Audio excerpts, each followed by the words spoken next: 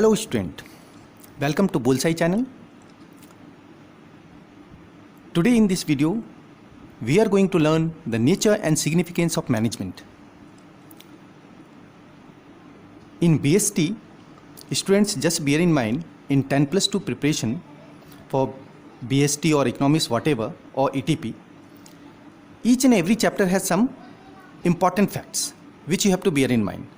हमेशा किसी चैप्टर को, जैसे अभी मैनेजमेंट की बात कर रहे हैं, इस फर्स्ट चैप्टर की बात कर रहे हैं, तो किसी भी चैप्टर की स्टडी में इस तरह के थ्योरेटिकल चैप्टर्स में 2-4 इम्पॉर्टेंट फैक्ट्स होते हैं. फॉर एग्जांपल, जैसे मैनेजमेंट को हम लोग फर्स्ट चैप्टर मैनेजमेंट को स्टार्ट कर रहे हैं, तो इसका मतलब है कि मैनेजमेंट क्या है, दैट मीन्स उसका definition, features, objectives, importance and functions. ये 4 और 5 थिंग्स आपको तैयारी करनी है, क्योंकि क्वेश्चंस का पैटर्न इन्हीं 4 और 5 थिंग्स के इंपॉर्टेंट फैक्ट से लिए जाते हैं. वो क्वेश्चंस इधर इन द शॉर्ट क्वेश्चंस और लॉन्ग क्वेश्चंस के फॉर्मेट में आता है. If you know the points then you can explain and you can write the answers correctly. So students, let's start the lesson. Nature and significance of management. As I told you कि at first definition तैयारी करेंगे. What is management?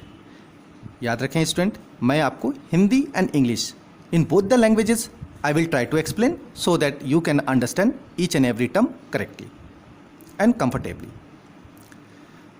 What is management? Management is the process of adopting a systematic and coordinated approach to achieve individual and organization goals through efficient use of resources.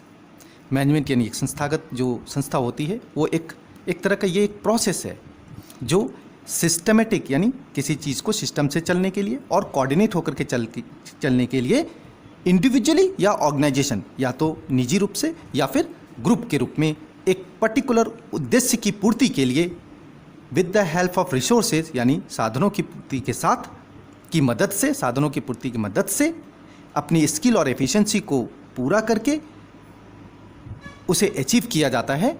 इस काम को management बोलते हैं. Means management is the process, ये एक ऐसी विधि है जिससे हम सिस्टमेटिक एंड कोऑर्डिनेट होकर अपने इंडिविजुअल या ऑर्गेनाइजेशन गोल को, संस्था के उद्देश्य को अपनी स्किल और एफिशिएंसी से, रिसोर्स की मदद से फुलफिल कर सकते हैं. दिस फिनोमिना या this process is known as management. Now as a student, as I have already told you कि हम लोगों को 4 या 5 चीज़ें जानकर रखना है हर एक चैप्टर में. फर्स्ट मैंने डेफिनेशन बताया, सेकेंड उसके features, then objectives, then importance and functions. If there are difference and demerit and merit then also we have to learn. Features of management क्या है? 4 और 5 फीचर्स आपको एटलीस्ट याद रखना होगा कि मैनेजमेंट एक गोल ओरिएंटेड एक्टिविटी है जिसका एक उद्देश्य होता है, चाहे वो ह्यूमन एफर्ट्स की मदद से हो या ऑर्गेनाइजेशन के मदद से हो, बट वो एक उद्देश्य की पूर्ति के लिए ही किया जाता है. It integrates human and material sources, और इसमें रिसोर्स की सहायता ली जाती है, चाहे वो मैन पावर हो या फिर आर्टिफिशियल रिसोर्सेज हो, जो प्रोडक्टिव मैनर को फुलफिल करता है यानी उत्पादन क्षमता को बढ़ाता है. It is continuous ongoing activity, ये हमेशा लगातार होने वाला प्रोसेस है. मीन्स इसे किसी कारणवश से अगर हिंड्रेंस पैदा हो जाए, किसी प्रकार का अवरोध या बाधा पैदा हो जाती है जिसके कारण से उसकी एक्टिविटी रोक दी जाती है, तो मैनेजमेंट के उद्देश्य की पूर्ति नहीं हो सकती. इसीलिए इसे ऑनगोइंग एक्टिविटी मतलब कंटिन्यूस एक्टिविटी बोला जाता है, जो लगातार होना चाहिए. ये परवेसिव इन नेचर है, जो हर टाइप का होता है. ये स्मॉल स्केल पे हो सकता है, लार्ज स्केल पे हो सकता है, मीडियम स्केल पे हो सकता है. हर एक लेवल पर ऑर्गेनाइजेशन की पूर्ति की जा सकती है. ये ग्रुप एक्टिविटी होती है, इंडिविजुअली नहीं बल्कि बहुत सारे लोग मिलकर के इस काम को पूरा करते हैं या सक्सेसफुल बनाते हैं, इसलिए ये एक ग्रुप एक्टिविटी होती है. ये इनटेंजिबल है, जो ये मतलब किसी प्रोडक्ट को, फॉर एग्जांपल पेन, सपोज ये दिस इज पेन बनाने की कंपनी है. पेन तो हम लिख रहे हैं, बट इस पेन को बनाने में उसका जो मैनेजमेंट है, जो कितने लोगों ने काम किया, कब क्या काम किया, कैसे काम किया, but we are using this product. हम लोग मार्केट में जाते हैं, पैसे देते हैं और प्रोडक्ट को ले लेते हैं, बट इस प्रोडक्ट को बनाने में किस तरह का मैनेजमेंट वर्क हुआ वो दिखता नहीं है. सो ये जो नहीं हुआ, अस्पृश्य हुआ, उसको इंटेंजिबल एक्टिविटी बोलते हैं, जो दिखता तो नहीं है बट वो ऑनगोइंग कंटिन्यूस होता रहता है. और ये एक डायनेमिक नेचर है जिसमें हमेशा मॉडिफिकेशन होता रहता है.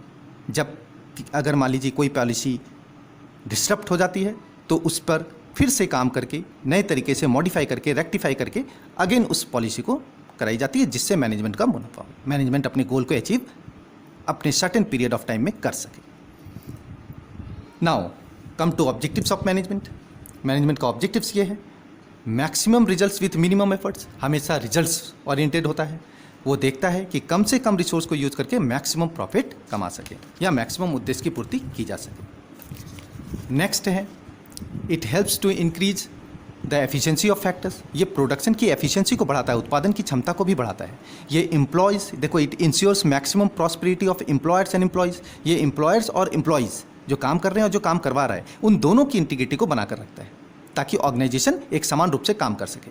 And it brings about human betterment and social justice. ये ह्यूमन यानी मनुष्य के यानी मानवीय क्षमता को बेटर करता है, और जो सामाजिक जस्टिस है, सामाजिक भावना का, जो रिसोर्स के प्रति या ऑर्गेनाइजेशन के ग्रोथ के प्रति एम्प्लॉय और उससे जुड़े हुए सोशल व्यूज़, इन सभी चीज़ों की देखरेख भी करता है। ऐसा कोई काम नहीं करता जिससे सोशल एक्टिविटीज़ पे कोई बुरा असर, बैड इम्पैक्ट पड़ सके, इसलिए वो सोशल वेलफेयर का भी ध्यान रखता है। नाउ इम्पोर्टेंस ऑफ मैनेजमेंट, ये है टाइप्स ऑफ ऑब्जेक्टिव्स, जो इंडिविजुअल भी हो सकता है, ग्रुप एक्टिविटी में भी हो सकता है। सोशल ऑब्जेक्टिव्स के साथ काम करता है, ऑर्गेनाइजेशन गोल की एक्टिविटी करता है और उसे सिग्निफाई करता है।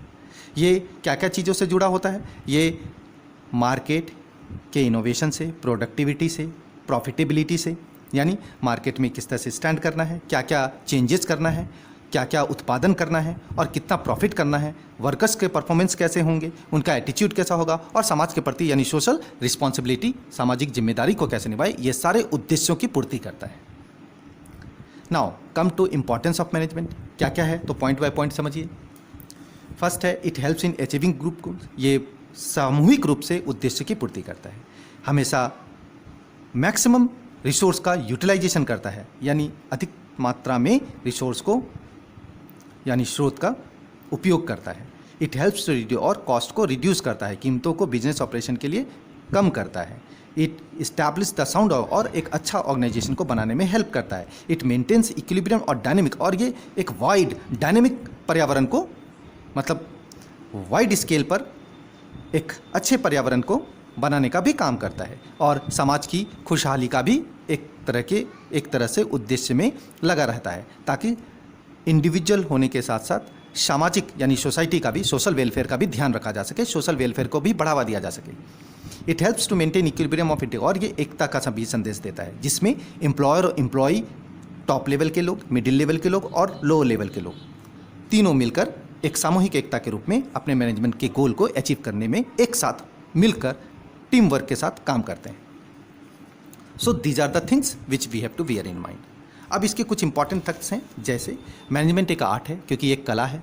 हर एक व्यक्ति अपने तरीके से अपनी कला का, अपनी स्किल का, अपनी एफिशिएंसी को दिखाता है और उसको डेवलप करने की कोशिश करता है। उसी प्रोडक्टिव क्रिएटिविटी के कारण मैनेजमेंट आगे बढ़ता है। सो ये एक आर्ट है, ये साइंस भी है, क्योंकि इसमें थ्योरीज और प्रिंसिपल और पॉलिसी बनाकर काम की जाती है। दैट्स वाई ये एक विज्ञान की तरह भी काम करता है, क्योंकि विज्ञान में प्रिंसिपल और थ्योरीज को फॉलो किया जाता है। वैसे ही मैनेजमेंट में भी सिद्धांतों का पालन और नियमों का पालन किया जाता है, और उसी सिद्धांतों और नियमों को पालन करते हुए अपने अपने स्किल्स और एफिशिएंसी से ह्यूमन अपने मैन पावर का और आर्टिफिशियल प्रोडक्टिविटी का प्रयोग करके हम लोग मैनेजमेंट को सक्सेसफुल बनाते हैं। इसलिए ये एक आर्ट भी है, ये एक प्रोफेशन है, क्योंकि जो लोग इससे जुड़े रहते हैं वो अपने अपने काम, अपने अपनी एफिशिएंसी और अपने अपने स्किल्ड को प्रोफेशनली एक्टिवेट रखते हैं और मैनेजमेंट को एफर्ट देते हैं। उसी एफर्ट से प्रोडक्टिविटी स्किल बढ़ती है और मैनेजमेंट का ग्रोथ हाई होता है।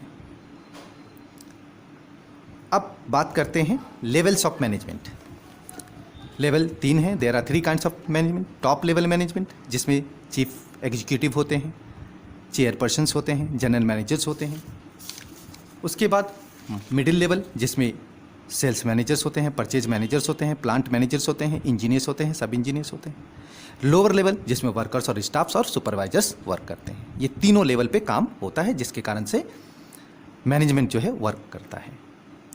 Now the list and the important thing that is function of management. इसके बहुत से फंक्शंस हैं। पहला, ये जो फंक्शंस ऑफ मैनेजमेंट है स्टूडेंट्स, बस यही आपके BST का सिलेबस है, जिसको chapter by chapter I will explain. आज उसका डेफिनेशन के तौर पे जान लेते हैं। Planning, organising, staffing, directing, controlling and coordination. So planning, organising, staffing, directing, controlling and coordination. सबसे पहले प्लान किया जाता है कि क्या करना है, कैसे करना है, कहाँ करना है, इन सब चीज़ों का प्लान होता है, मीटिंग होती है, तब उसके आफ्टर दैट वो डिसाइड किया जाता है। फिर डिसाइड किए हुए चीज़ों के लिए एक ऑर्गेनाइजेशन बनाता है, एक संस्था का निर्माण होता है, उसे नाम दिया जाता है और उसके बाद संस्था से जुड़े कार्यों को प्रतिपादन किया जाता है। उसके बाद वहाँ रिक्रूटमेंट होता है, हर एक अलग अलग काम के लिए अलग अलग स्किल्ड लोगों की नियुक्ति की जाती है, दैट इज कॉल्ड स्टाफिंग। फिर उन लोगों को डायरेक्ट किया जाता है, डायरेक्टर यानी निर्देशन किया जाता है। निर्देशन से लोगों को काम के बारे में और काम के स्वरूप के बारे में बताया जाता है। फिर काम को कंट्रोल किया जाता है समन्वय में, और इस तरह से कंट्रोल करने से एक डिसिप्लिन एनवायरनमेंट में, पर्यावरण में और मैनेजमेंट के वर्क को फुलफिल की जाती है। और लास्ट है कोऑर्डिनेशन। जब सभी लोग एक साथ एक टीम वर्क के साथ कोऑर्डिनेट होकर काम करते हैं तो ऑब्वियसली हर एक management positive and well growth और सक्सेसफुल बन जाता है, अपने गोल ओरिएंटेड को यानी अपने गोल ओरिएंटेशन को अचीव कर लेता है। आई होप स्टूडेंट ये एक्सप्लेनेशन आपको सारे पॉइंट्स को अंडरस्टैंड करने में हेल्प करेगा। Thank you for watching.